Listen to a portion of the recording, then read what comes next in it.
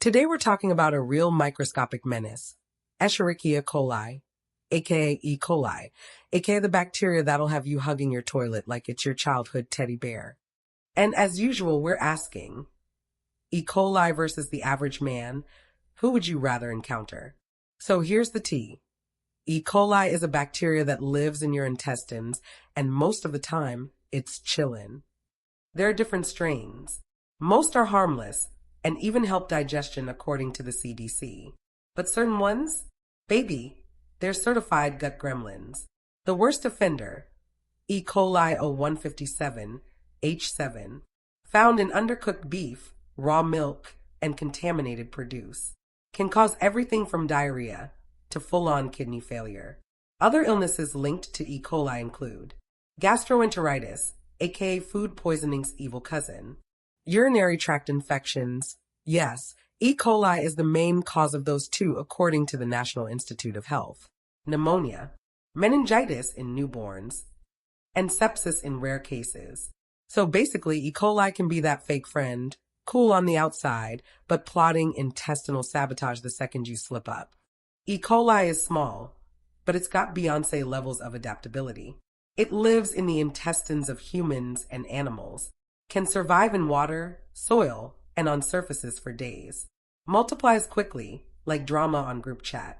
Some strains release Shiga toxin, which damages blood vessels. And get this, only about 10 to 100 E. coli 0157H7 organisms are needed to make you sick. Compare that to Salmonella, where you'd need thousands. Life lesson. Survival may be best served when multiplied. Never underestimate what looks weak under the microscope. Tiny things can take you down, just like unaddressed trauma.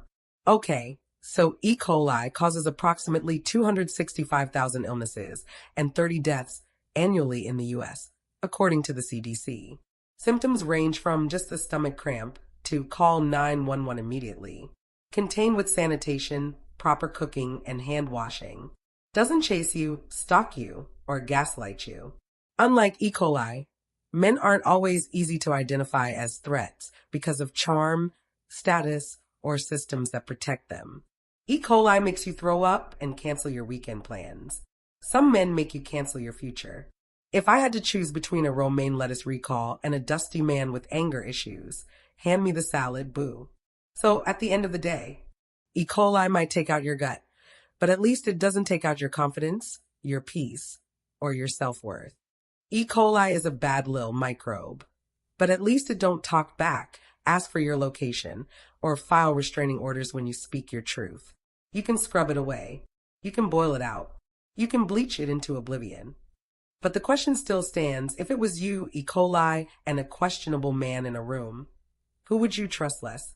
Drop your pick in the comments. I got gloves and Lysol either way. I'm ready. Until next time, stay classy, stay clean, and stay cleansed. Love you, sis.